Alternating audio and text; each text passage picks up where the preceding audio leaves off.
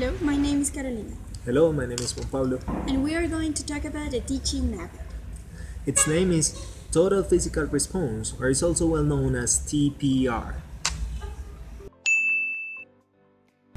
In 1967, Dr. James Asher proposed the Total Physical Response or TPR method. The general objective of total physical response is to teach oral proficiency at a beginning level. That means a basic speaking skill.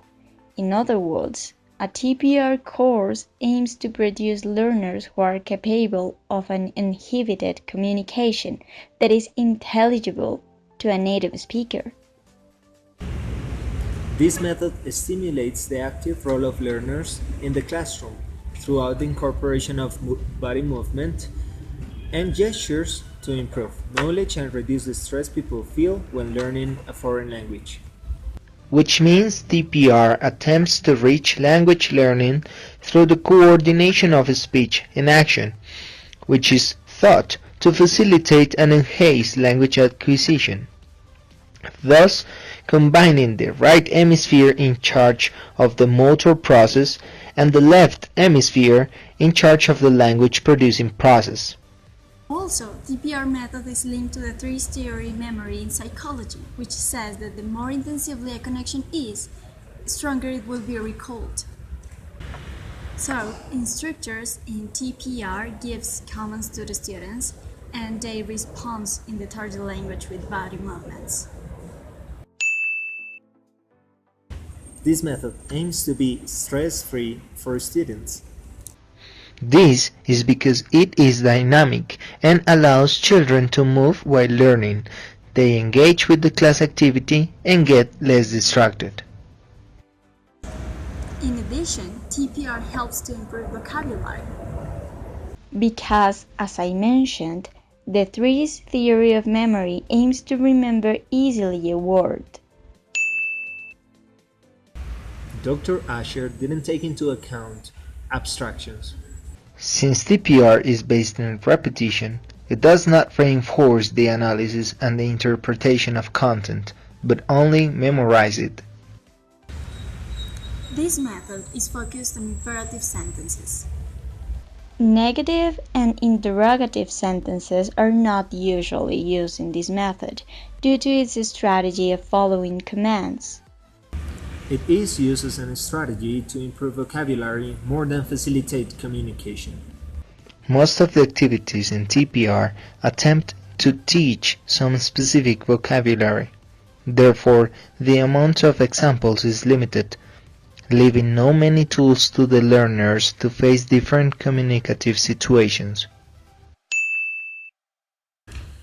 In TPR, lessons are organized around grammar, in particular around verbs. So the instructor gives commands to the students around the vocabulary and verbs that has to be learned, and then the students repeat and follow those commands. Say hello to your mom. Hello. You are hungry. Show the plum to your mom. Your mom says, A typical TPR lesson starts with the review of commands and vocabulary that has been learned during the previous classes. Then the teacher introduces the new vocabulary and commands. Plane, plane, plane. Car, car, plane, car. It is very important to introduce the vocabulary with a specific order.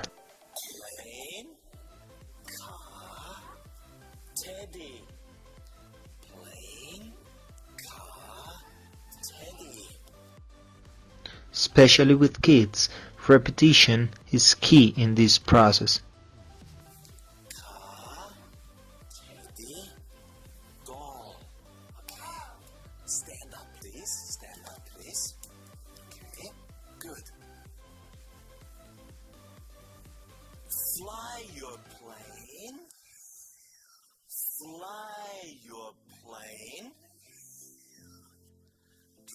your car. Once the keywords have been introduced to the students, what the teacher must do is to give examples with complete sentences including verbs that children must learn. Hug your teddy. Kiss your doll. Okay, once more. Fly your plane. Drive your car. Vroom. Hug your teddy. Kiss your doll. It is very important that the teacher adapts his pace of learning to the student's own pace of learning. He must also introduce the sentence gradually, one after the other. He must also maintain the order and repeat the previous sentences before introducing the new one. The next step is to keep giving the sentences, but now removing the model of action. I'm going to sit down. No, you don't sit down, you stand up.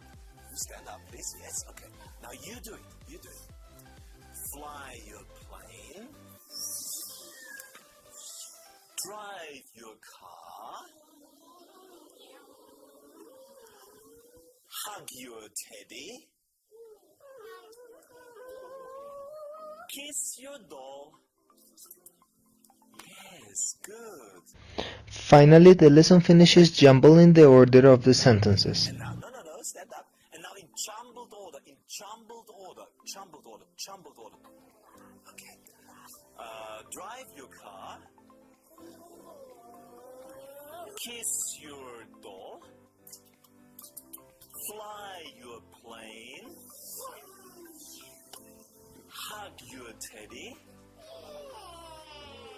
Kiss your doll. Fly your plane. Drive your car. Hug your daddy. Kiss your doll. Hug your teddy. Chantal, hug your teddy. Yes, very good. The teacher has an active role, since he is the one who gives opportunities to learn. He gives commands, he gives information and input. It is an active role in terms of following instructions. However, it is a passive role listening the input, which means that they do not create the output. The role of language is as a tool. Not teachers nor the students are transforming their reality throughout language, nor creating debate or reflection.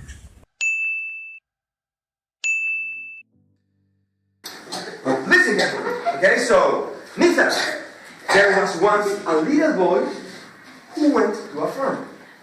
There, he saw a cow. And he was frightened. But the farmer said, "Don't worry, keep calm. This kind of animal will make you no harm." So the boy walked by, and he saw a goat. Brrr. And he was frightened. But the farmer said, "Don't worry, keep calm. This kind of animal will make you no harm." And the boy walked by. Simon says, touch your head.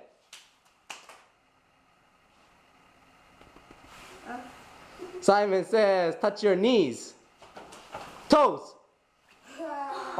조수혁이, 예은이.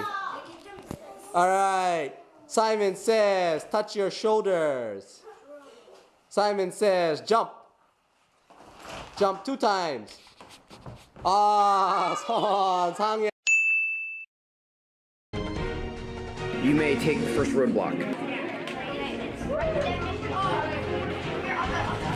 Here, let me check.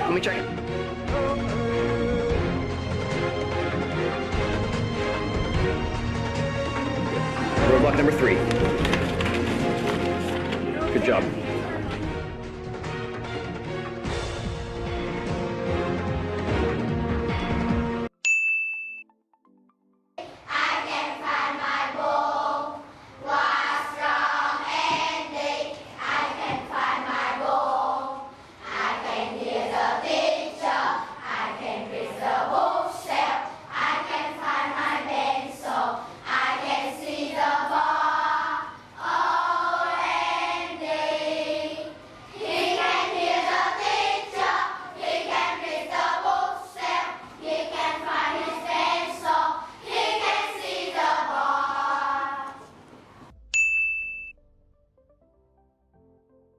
We can conclude that TPR is a useful method to improve vocabulary and dynamize a class.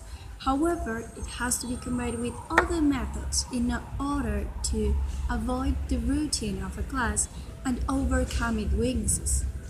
Although TPR enhances the student to recall the stimulus easier, it does not allow them to express themselves in their own words in a creative way since it is based in repetition.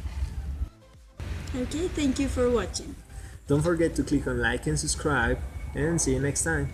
Bye. Bye.